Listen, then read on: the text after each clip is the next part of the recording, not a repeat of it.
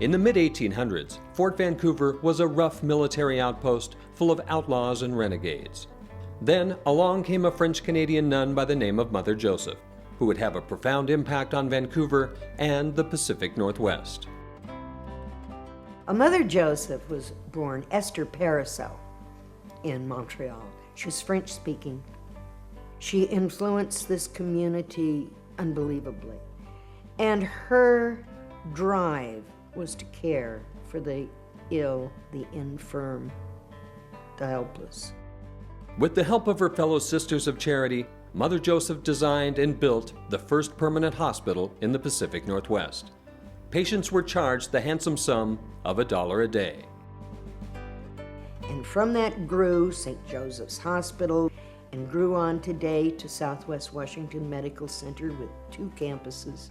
All of that began from a tiny log cabin, almost, hospital that Mother Joseph built.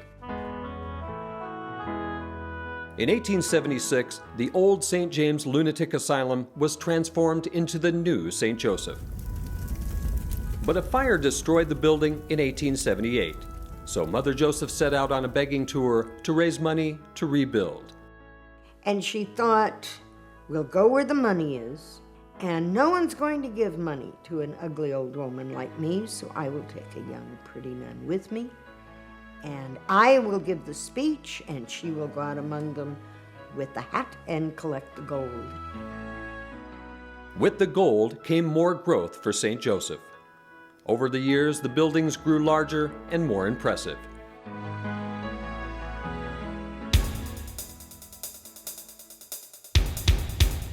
But in the 1960s, the money began to run dry, and the sisters announced that they were going to close St. Joseph. A bunch of doctors came to me and said, why don't we try to replace the hospital that the sisters said they were closing? So the St. Joseph Community Hospital Association was formed, and a grassroots fundraising drive emerged, spearheaded by the hospital's Ladies Auxiliary.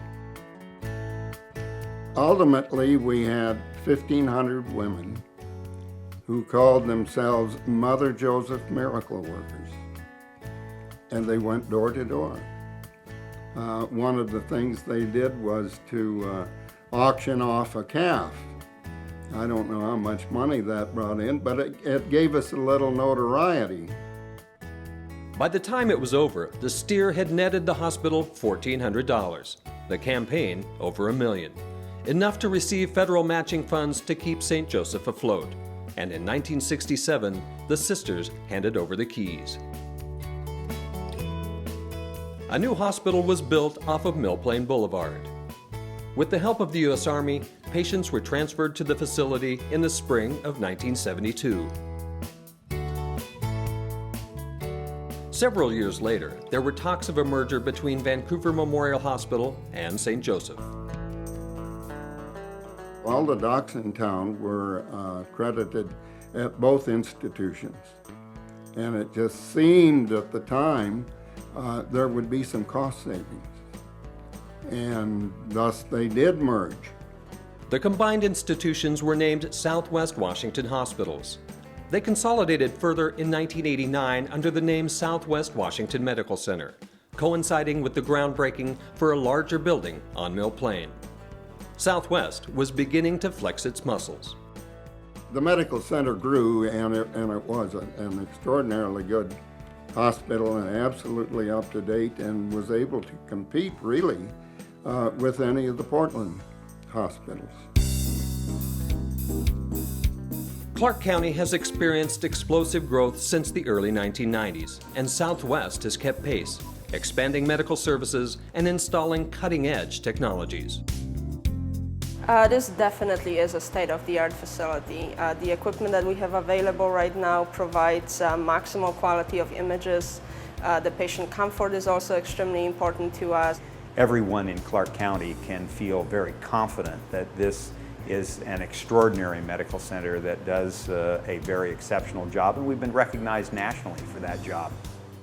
The opening of the Furstenberg Patient Tower in 2007 continues Southwest's commitment to providing outstanding health care to the people of Clark County. The Furstenberg Tower is beautiful. I'm always excited when operating on a patient and they get sent up here. It's got great views.